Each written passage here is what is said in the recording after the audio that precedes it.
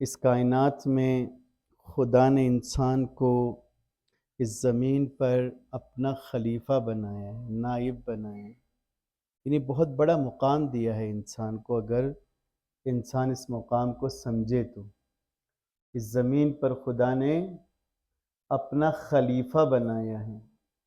اور امام خمینی فرماتے ہیں اس آیت کی تفسیر میں کہ صرف حضرت آدم اللہ کے خلیفہ نہیں تھے، ہر انسان ہے، ہر انسان زمین پر خدا کا خلیفہ ہے۔ اسی وجہ سے اس سے سوال ہوگا کہ تم نے اس زمین پر اپنی زندگی کو کیسے گزارے،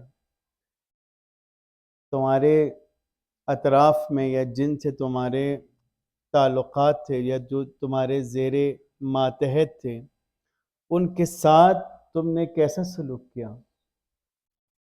لہٰذا یہ سلسلہ ہمارا چلا تھا، آج جہاں ہم پہنچے ہیں وہ یہ ہے موضوع انشاءاللہ آج سمجھنے کی کوشش کریں گے، الحب للہ والبغض للہ۔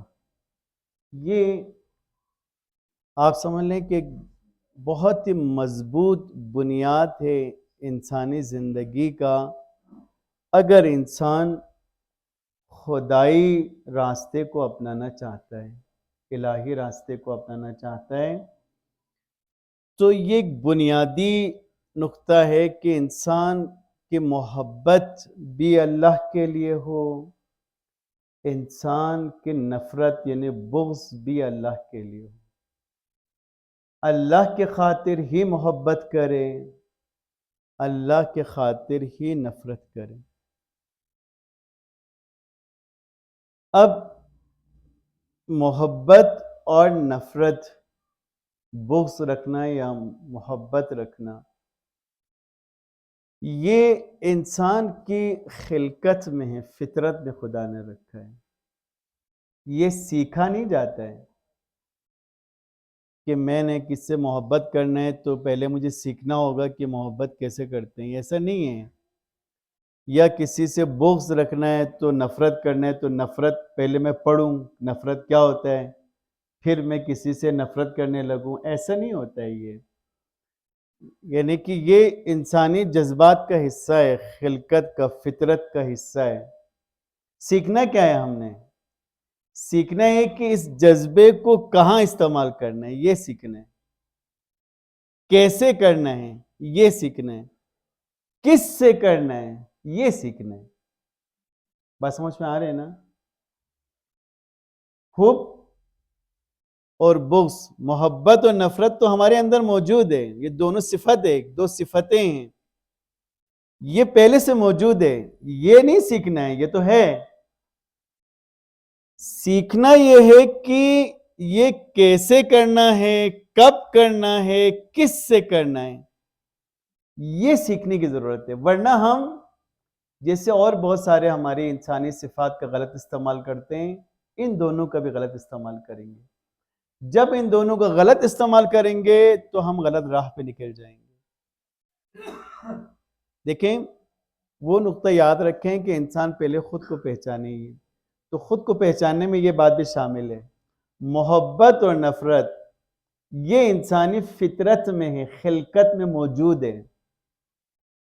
یہ کچھ چیزوں سے محبت کرتا ہے، کچھ چیزوں سے نفرت کرتا ہے، لیکن کس سے کرنا ہے، کیسے کرنا ہے، کب کرنا ہے، یہ سیکھنے کی ضرورت ہے، یہ پڑھنے کی ضرورت ہے، یہ دین کی طرف رجوع کرنے کی ضرورت ہے۔ دین ہمیں بتائے گا کہ تم نے کس سے محبت کرنا ہے اور کیسے کرنا ہے اور کب کرنا ہے، کس سے نفرت کرنا ہے اور کیسے کرنا ہے اور کب کرنا ہے۔ بات سمجھ میں آ رہے نا؟ تو فرمائے کہ زندگی کی بنیاد کس پہ رکھیں؟ الحب للہ، محبت فقط خدا کے خاطر ہو، چاہے اپنے اولاد سے ہو، چاہے مال سے ہو، چاہے کسی شخصیت سے ہو، کسی بھی چیز سے آپ محبت کریں، لیکن وہ بخاطر خدا ہو، خدا کے خاطر ہو۔ وہ جو سامنے والی شخص ہے یا وہ مال ہے یا وہ اولاد ہے، مقصد وہ نہ ہو بلکہ مقصد خدا ہو، تو کہا جائے گا الحب للہ، اس کی محبت خدا کے خاطر ہے۔ اچھا، اس کا ایک فائدہ کیا ہے؟ ایک فائدہ انسانی زندگی میں یہ ہے کہ جب آپ فقط خدا کی خاطر محبت کریں گے تو جس سے آپ محبت کریں گے نا، حسن ہم لوگ اپنے آس پاس کی چیزوں سے ہمیں محبت ہوتی ہے نا، زیادہ تر فرض کریں گھر والے ہیں تو بیوی ہے، بچے ہیں، مجھ سے رشتہ دار ہے، مال ہے، گھر ہے، گاڑی ہے، جیب میں موبائل ہے، اس سے محبت ہو جاتی ہے۔ محبت کا مطلب چاہتے ہیں یہ میرا ہے، اس کی حفاظت کریں۔ تو جب خصوصاً جب ہم انسانوں میں لیں، جب ہمیں اپنی اولاد سے محبت ہوتی ہے، اپنے بھائی سے محبت ہوتی ہے، ماں باپ سے محبت ہوتی ہے، اگر یہ محبت خدا کے خاطر ہو تو کبھی بھی آپ اس محبت کے جواب میں جب آپ کو کبھی نفرت ملے گی تو آپ کا دل نہیں ٹوٹے گا، کیونکہ بعض اوقات محبت کے جواب میں کیا ملتی ہے؟ نفرت بھی ملتی ہے نا۔ آپ نے بہت محبت کی لیکن کچھ عرصے بعد جس کو آپ نے بہت چاہا اسی سے آپ کو نفرت مل گئی، تو آپ کا دل نہیں ٹوٹے گا۔ پھر کیوں نہیں ٹوٹے گا؟ اس لیے کہ آپ نے کبھی اس کی خاطر محبت ہی نہیں کیا اس سے، بلکہ اس کو کس کے خاطر چاہیں؟ اس کو خدا کے خاطر چاہیں۔